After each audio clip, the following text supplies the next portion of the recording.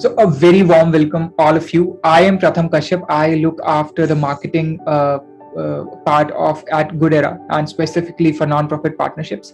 And today we are celebrating Earth Day, and we have this campaign interview as well. And we have a few amazing guests with us. So we have Peter and Alex from Kids Save Ocean, and we have Jonathan from Rediscover Center. So a very warm welcome, all of you, and we would love to hear about you from your words itself. Please. Shall I start? Sure, Peter. Well, first all, thank you, Goodera, for your support, which has been for quite a while now, and for recognizing us on Earth Day. It's wonderful. My name is Peder Hill. I'm a teacher, and I am, along with a whole bunch of volunteers and a bunch of kids, really, the co-founder, so to speak, of Kids Save Ocean. Kids Save Ocean is an initiative that began several years ago. The goal was which was really to bring attention to plastic ocean pollution initially. And we did that by building a giant whale. Then the kids weren't satisfied, so we had a summit at the United Nations. And then we built a mobile app called Fate Changer. So we're still moving ahead slowly, sometimes painfully, but with intense passion to really bring awareness about plastic ocean pollution and climate change. So that is a summary of our work. Jonathan, please. Sure. I'm Jonathan Markowitz Bijur. I'm the executive director of Rediscover Center. We're a 20-year-old nonprofit based in Los Angeles that puts recycled materials in kids' hands to make art that increases their skills as creative and sustainable people and creates artworks that they can use in their communities and their homes to raise awareness about how the choices that we make in our purchases and in our material culture make a difference for the environment. That's amazing. Alex, would you like to share something about yourself? I think you're on mute. Sure. I was basically brought on to this team, Kids Save Ocean, as a public relations manager or team leader. Since I've been brought on this team, we have, hit a lot of, milestones as far as, getting feedback and, reaching out to world leaders. And, we really want to move forward with this and, grow our public outreach as well. And I think that one of the most important things that we underline within our motivation is educating kids and giving them the tools necessary in order for them to basically speak out that, we only have one planet and it's being destroyed, and we have to respect that. And kids should have the strongest voice. Wow, that's really powerful.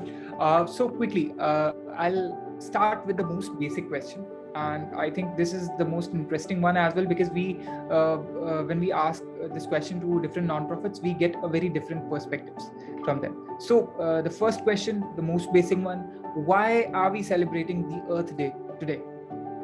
Peter, what do you think? Why are we celebrating Earth Day? What is the significance for you specifically? Well, I mean, Earth Day really began a growing process by which more and more people really became aware of environmental issues, of course. It's not just a celebration of Earth and our connectedness, but of course, a raising awareness that of all the horrible things that are occurring in the environment, which we're all painfully well aware of. And of course, it's a great moment to really access and connect with and inspire people to start new initiatives, to begin new collaborations, and really push forward some of the fantastic work of so many organizations and organizations like yourself that are really trying their hardest to fight against the dark storm of Definitely, I think that's so true. Jonathan, what do you think? Earth Day is an important holiday on Rediscover Center's calendar every year, a chance for us to raise awareness beyond what we can do every day. We're out there every day working with kids, working with schools, but the idea of a holiday, of a special day for a single topic, it brings people together. It raises that awareness, and when it works well, it inspires new things that can continue on outside of the environmental movement, outside of people who are doing this work every day, to engage the broader public in a way that they raised to that level on Earth Day and they stay there at that level for the coming year. That's so true, Jonathan. And since your organization is 20-year-old organization and you come with a lots of experience in this particular space as well. So I have one question specifically for you. What do you think can be one simple act or one earth-friendly resolution that you wish everyone should take? One small act towards saving. I think one small act that individuals can take is to make the things in your life last longer. Don't throw it away. Fix it, repair it, find a new way to use it, but don't throw it away, which means don't buy something new that we need to extract some resource to create that new object, because you've made things last. Wow, that's so impressive. And Peter, related to this question, but slightly different, since you're working with the maximum part of Earth, that is water, because 70% of Earth is covered by water, and you are trying to conserve that, trying to prevent the pollution, the water pollution as well. So I would like to understand from you that, according to you, what do you think is one thing that everyone should be aware of? I mean, our organization, it began with this idea of ocean pollution, but it's really expanded. Just what Jonathan was talking about, it's really a fundamental understanding of what it means to be sustainable, and working towards this sustainable planet is absolutely critical. And actually, I think that should be the focal point, because that awareness, just simply raising your own awareness to the realities of how far away we are from being sustainable, really it extends to the ocean, to the atmosphere, to climate, to the terrestrial environments, to the rainforest, to everywhere. So I think that is a critical focal point to understand sustainability. And just very quickly, if you had a really truly sustainable world, what we really need to work towards is actually everything we produce really mimics nature. So the things that we extract get put back. I mean, we're so impossibly far from being able to mimic nature, which is such a massive problem. It's the white elephant in the room. So I think if everybody could be more aware of it, that would start a personal journey for each and every one, potentially, to move towards helping the planet together become a more livable, sustainable world. I think I totally agree with you, Peter, on that we are far away from being natural, as you said, and becoming sustainable. But there can be a very simple way to do that, is to just follow nature and the things that are there naturally.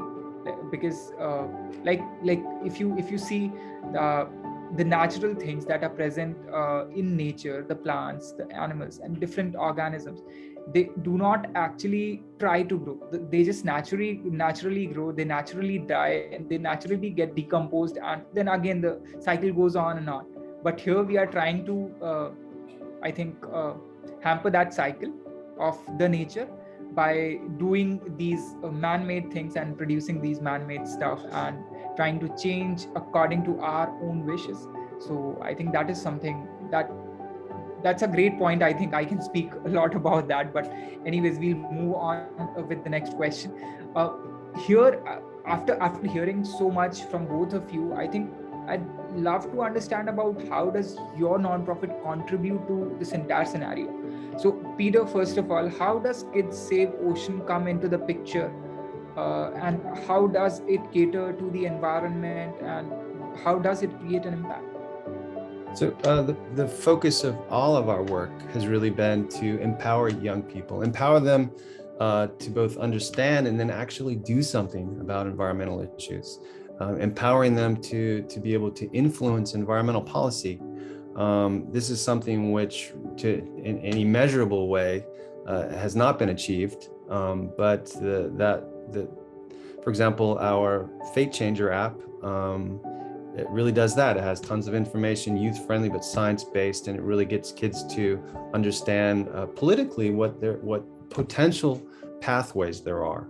It really is a series of tools that are embedded in the app to attempt to light a fuse, to enable them to expand into a movement that really can change the world. It's a tall order, and we're really struggling a lot to achieve this, but that's really the focal point. I think that's a great use of technology to save Earth. So, Jonathan, I'd like to understand from you as well, like how does Rediscover Center come into the picture? How does it cater to the society and the cause that we are currently discussing about? Absolutely. So Rediscover Center started as a grassroots local organization in Los Angeles, and we remain rooted in Los Angeles, though in partnership with other local organizations doing similar work in other parts of the country and increasingly parts of the world. But locally, we are aiming to raise a generation of Angelenos who are aware of environmental issues, identify as a creative, powerful person who can make change themselves, and responsible for both their own lives and for society. Art is a tool for communication, and it's a tool for change. And we hope to support kids at schools that we go to, at the camps and classes that we teach in our own spaces, and through massive public events about how a child can create art that gives a message to their community. And the message can be both the work of art and the material itself. And so we get this 2-for-1 message that you can use the materials for a more environmentally sustainable art form than something like paint or even paper and pencil, which with raw material is extractive. And to use that to create these public messages that can have multiplicative effects. If I could connect to what Jonathan just said, great work, Jonathan. The origin of our initiative was really building out of plastic trash, Buckelwal, that's a German word for a humpback whale. And that whale that the kids built, it's now in its 3rd exhibition. Its first exhibition was at the United Nations on World Ocean Day. The second exhibition was at an incredible institution called the Austrian Academy of Sciences, which looks like St. Peter's Cathedral. It's absolutely amazing. And it's in its 3rd exhibition right now. It's at Austria's largest aquarium, which is called the Haus des Meeres, where it will be for 2 years doing exactly what Jonathan's talking about. It's just the remarkable capacity of kids through art to both communicate what they feel and really create something which resonates and educates with other kids and with the public in general. Wow, I love it when 2 nonprofit organizations resonate on one particular cause, and it just gives me such a satisfaction, and that is why I love panel discussions far more than individual interviews. And so here, digressing a little from the topic that we were currently discussing, and I would like to understand more about, like, we have recently seen the COVID that lasted more than 2 years and still going on in a lot of regions all around the world. And then after we are currently facing the Ukraine-Russia war scenario, which might lead to some drastic take a drastic picture as well. We are not sure about that as well. And before that also, we have had several such issues and several such scenarios like the Great Depression and everything. So what do you think? Have these environmental issues sunk into the background because of these situations of bad economies or wars or pandemic or these kinds of issues? I might jump in on that first. Just with an example, that last year, Rediscover Center worked with the city of Santa Monica. And I'm going to say that again in a second after I make the sound. Not a problem, Jonathan. Videotape is cheap, so just cut it and start. So I'd like to to talk about that one first. Last year, Rediscover Center worked with a local municipality in LA, the city of Santa Monica, and created a free public art center focused on cardboard. And it was in part under an initiative called the Art of Healing, how this city has been an arts mecca for a long time and was trying to use the arts to provide healing and support to the community in general, and youth in particular, in the midst of the various conflicts and crises that we've been facing, and how you can use art to bring people back together when they've been so separated by the pandemic, and to give them hope. I think you can't have an environmental movement that doesn't have hope, but that you can't have a future planet unless you have an environmental movement. And so the pieces fit together, and that art is just this wonderful mechanism within that for envisioning a future that's possible, envisioning a future that's healthy and sustainable. Not always easy to do, obviously, but if we don't have hope, we don't have anything. That's amazing. I think that's one of the key takeaways from this interview for me. Peder, will love to hear from you as well. Yeah, I mean, there's no question that the waxing and waning of world news has a massive impact on the relative importance of environmental issues. I mean, I think, not that I can imagine the mind of a politician, but many of the people that at the end of the day make the decisions which will influence, how we take care of the environment. I think their plates are full, many of them, their plates are full right now relative to things like plastic ocean pollution, to climate change. And yeah, there's absolutely, for me, from my perspective, I'm just looking at the news, having been continually aware and reading the news, and then just seeing the number of articles and the prominence of the articles about environmental issues just kind of fall a little off the map. Just really is evidence of that. In fact, actually, yesterday I was reading the Washington Times, and I found an article about climate change, but I only mentioned it because I was rather surprised, because it had literally been like a month since I'd I don't even think they'd had an article on all the Washington Times. So yeah. And also, of course, I think we rely a lot on volunteers, which Alex can talk about. But I think when just regular people who would ordinarily, be inspired by something like Earth Day or whatever else is going on in their life, to want to volunteer and help, which is critical for so many organizations like ours.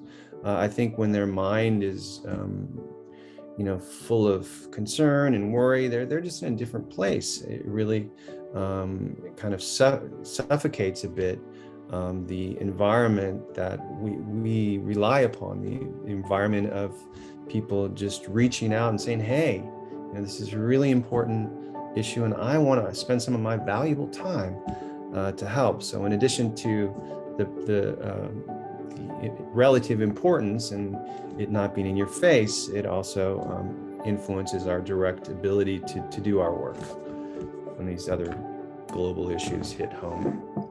That's so true, and I totally agree with your point that the relevance of volunteers is also very, very critical in whatever cause area that a nonprofit is serving. And I would love to hear from both the nonprofit organizations, that what are the multiple ways that let's say someone like me who's sitting in a completely different location can come up and support your cause, someone who actually feels for this particular cause and wants to support, how can they come up virtually and be of help to your organizations?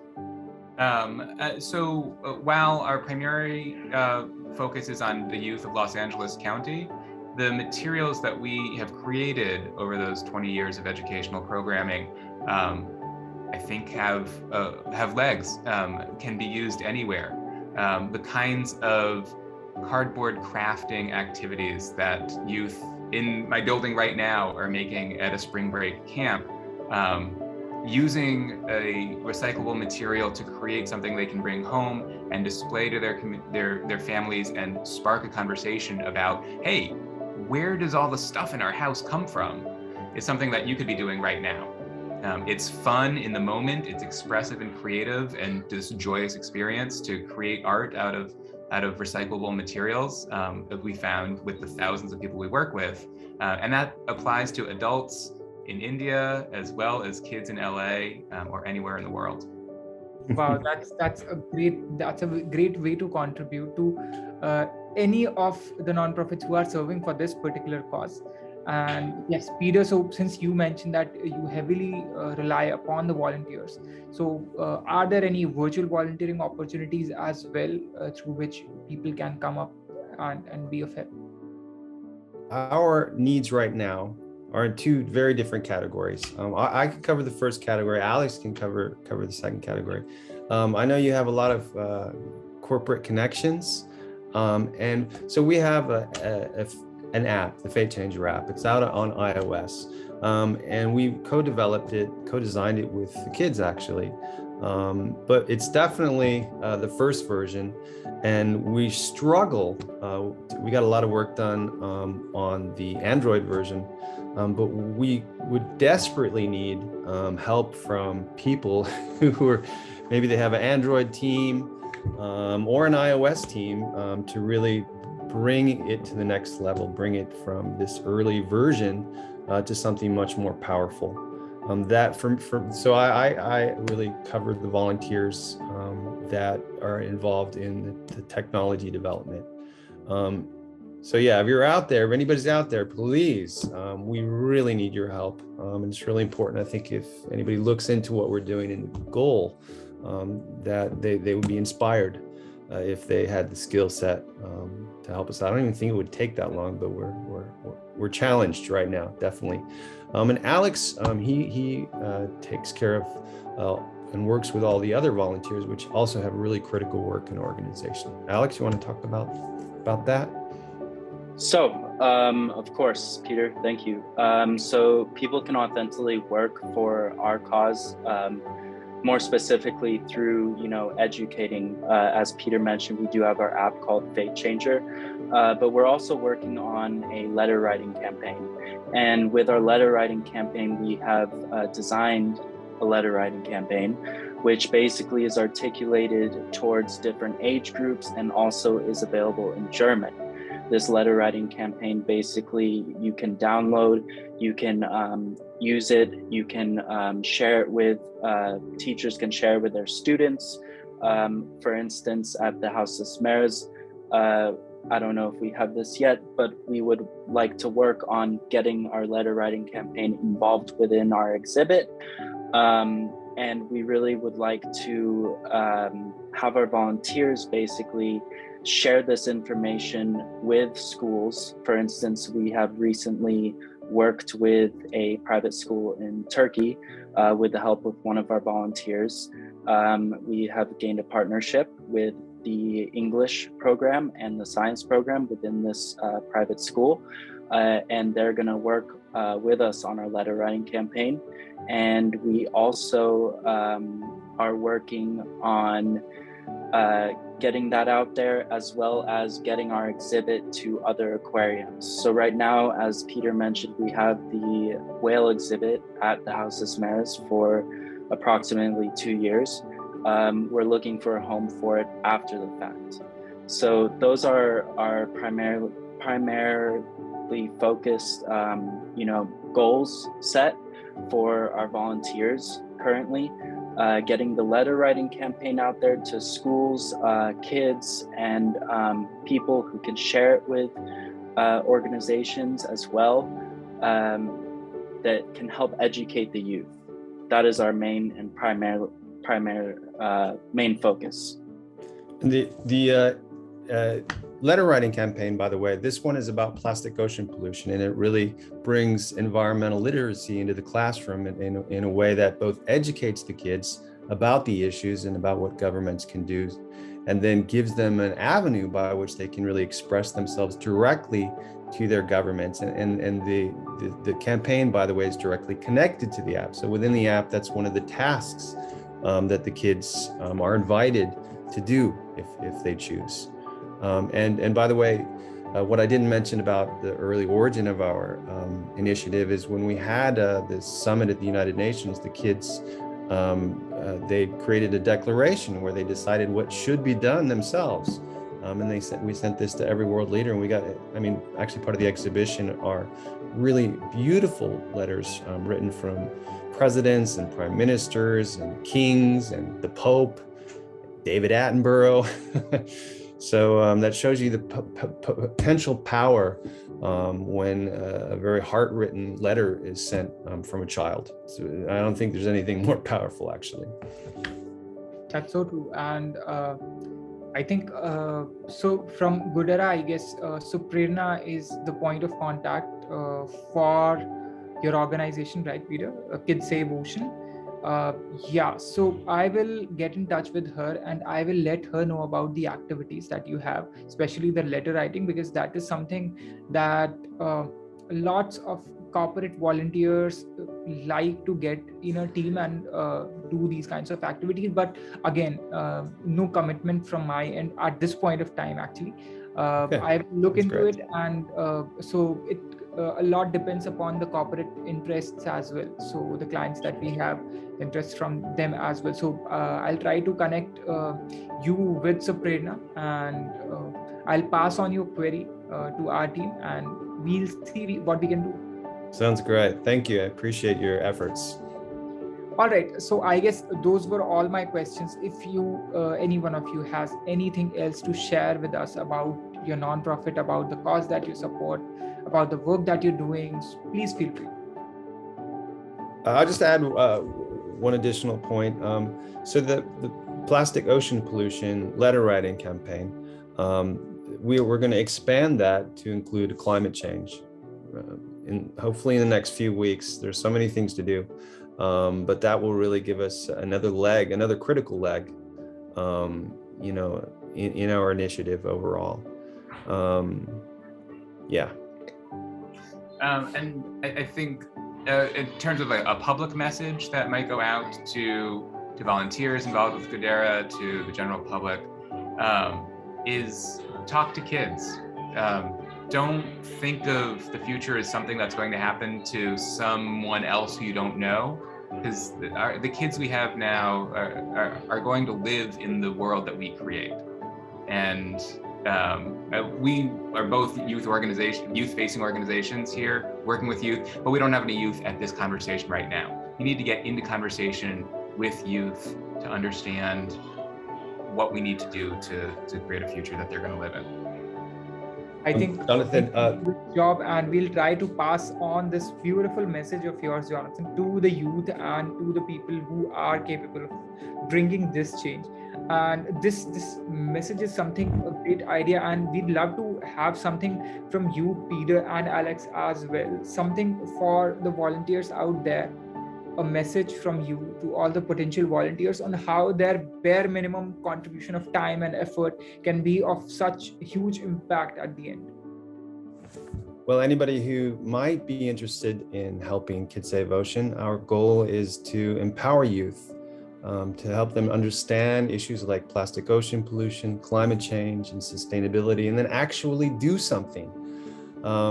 So if you're interested in volunteering, it could be as little as a day or as much as, a few years. There's really there's no limit, and there's no too little.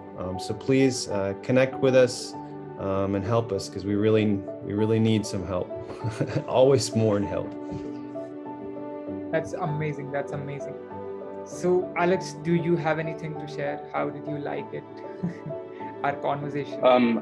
I think I just would like to reiterate what Peter said, is that our main motive here is to empower the youth.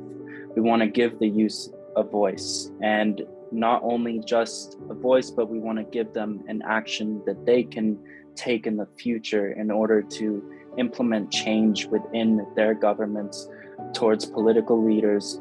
That's what our letter writing campaign is all about, is giving kids a voice so that they can write to political leaders and help implement some change within environmental policy.